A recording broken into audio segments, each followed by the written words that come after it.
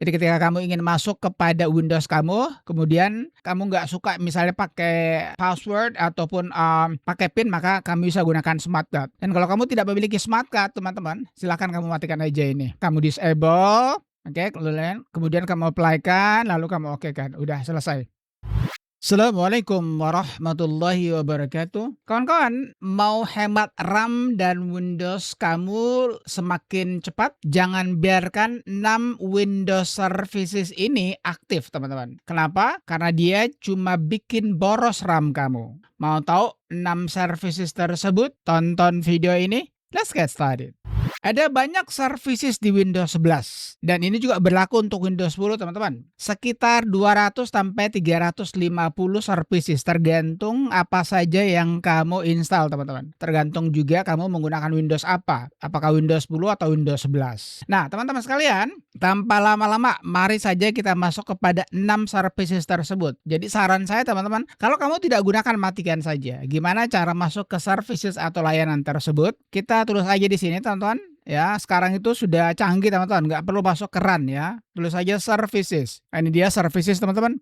Nah, sekali lagi services itu artinya layanan, teman-teman. Ini kamu lihat sini, ini jumlahnya banyak banget, teman-teman. Saya itu sekitar hampir 300-an, teman-teman. Yang pertama yang sebaiknya kamu matikan, teman-teman, itu distributed link tracking. Ya, kamu tulis aja D di sini supaya cepat. Nah, ini dia, teman-teman. Oke, ini teman-teman, distributed link tracking client. Nah, ini tugasnya atau gunanya apa, teman-teman? Ini adalah untuk membuat shortcut ataupun kalau kita bisa lihat sini ya, maintain link between NTFS files within a computer or access computer in network. Jadi kalau kamu menggunakan satu jaringan yang sama, teman-teman, di rumah kamu, silakan kamu nyalakan ini. Jadi kalau kamu misalnya memiliki lebih daripada satu komputer dan ingin sharing ya berbagai file atau dokumen, silakan kamu on-kan ini. Tapi kalau tidak dan kamu hanya sendiri, teman-teman, kamu sebaiknya matikan aja. Ya, ini menjadi disable, kemudian kamu apply-kan, lalu kamu oke-kan. Udah selesai. Itu yang pertama ya. Nah, kemudian yang kedua, teman-teman, download map manager. Kadang tidak ada di punya kamu, kadang juga ada. Nah, biasanya kalau Windows 10 itu kadang ada, kadang tidak, teman-teman. Kamu tulis saja D, terus download, ini dia. Download map manager. Maps itu artinya peta, teman-teman. Jadi kalau kamu tidak menggunakan petanya Microsoft secara offline, ini gunanya untuk offline, teman-teman ya. Jadi silahkan kamu matikan aja ya. Kamu double klik, kamu lihat, punya saya sudah disable, teman-teman ya. Jadi sekali lagi kalau manual kamu buat disable, kemudian kamu apply-kan, lalu kamu oke-kan. Udah selesai. Tapi kalau kamu menggunakan map atau peta di Windows kamu, silahkan kamu nyalakan. Itu yang kedua. Nah, kemudian yang ketiga, teman-teman, siapa tahu teman-teman punya kamu masih ada fax-nya ya. Kalau kamu menggunakan Windows 10 itu terkadang masih ada fax ya, FAX. Nah, itu juga matikan, teman-teman. Kebetulan punya saya ini tidak ada. Nah, kemudian yang ketiga, teman-teman, itu printer spooler. Kita cari sini P, teman-teman. Nah, ini saya harus ingatkan baik-baik, teman-teman. Ini kalau kamu tidak memiliki printer di rumah, ya sekali lagi kalau kamu tidak memiliki printer, matiin aja, teman-teman, karena dia akan memakan RAM kamu.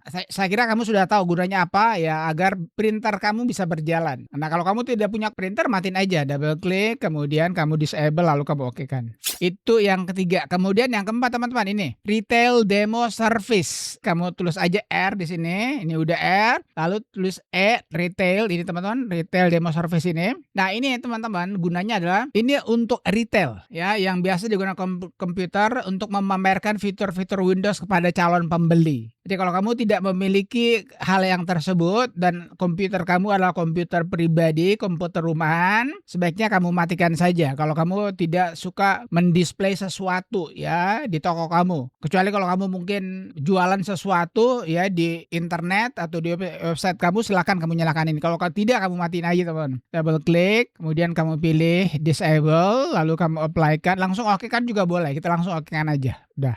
Itu yang keempat. Nah, kemudian yang kelima, teman-teman, remote registry. Kita cari R, remote registry, ini di atasnya, teman-teman. Nah, ini, teman-teman, saya kira kamu sudah tahu ya. Ketika kamu membutuhkan seseorang untuk meremote atau merubah registry kamu dari jarak jauh, silahkan kamu hidupkan ini. Tetapi kalau kamu tidak mau orang lain mengkotak-katik registry kamu bisa melakukannya sendiri, saran saya segera matikan saja yang ini. Kamu double klik, kemudian tentu saja kamu disable, kamu oke-kan. Nah, sudah ya. Sekali lagi, kamu tidak gunakan registry kamu di otak otak-atik oleh orang lain dari jarak jauh, matikan saja. Kecuali kalau misalnya kamu membutuhkan orang lain untuk otak-atik registry kamu bisa nyalakannya kembali. Nah, dan yang terakhir teman-teman ini smart card. Kita lihat ini smart card. Yang ini teman-teman, kayak dia ya. Jadi smart card ini teman-teman gunanya untuk apa? Ketika kamu ingin melakukan proses login ya atau autentikasi identitas kamu menggunakan kartu fisik teman-teman. Jadi ada dijual oleh Microsoft itu semacam kartu seperti ketika kamu masuk ke hotel ya, biasa kan ada kamu tap itu kartunya. Nah, sama juga dengan seperti ini teman-teman. Jadi ketika kamu ingin masuk kepada Windows kamu, kemudian kamu nggak suka misalnya pakai password ataupun pakai PIN, maka kamu bisa gunakan smart card. Dan kalau kamu tidak memiliki smart card teman-teman, silakan kamu matikan aja ini. Kamu disable, kemudian kamu apply-kan, lalu kamu oke-kan. Udah selesai. Suatu saat nanti smart card ini, kemudian remote registry kamu membutuhkan, kamu silakan nyalakan kembali. Kamu tinggal double klik aja, kemudian kamu pilih otomatis atau manual. Saran saya agar RAM kamu tidak terlalu terkuras teman-teman, gunakan saja sebaiknya manual untuk menghidupkannya. Jadi otomatis itu ada kasus tersendiri teman-teman. Ya seperti misalnya kalau kamu ingin membuatnya otomatis ini adalah untuk update Windows. Itu kalau kamu suka, tapi kalau tidak suka silakan kamu buat manual atau disable aja. Alright, I guess that's it. Saya kira itu aja teman-teman ya. Kalau kamu masih ada pertanyaan seputar layanan atau services ini, kira-kira apa lagi yang kamu ingin matikan? Tulis aja di kolom komentar. Thank you for watching folks. Thank you for watching friend. Peace. Assalamualaikum warahmatullahi wabarakatuh.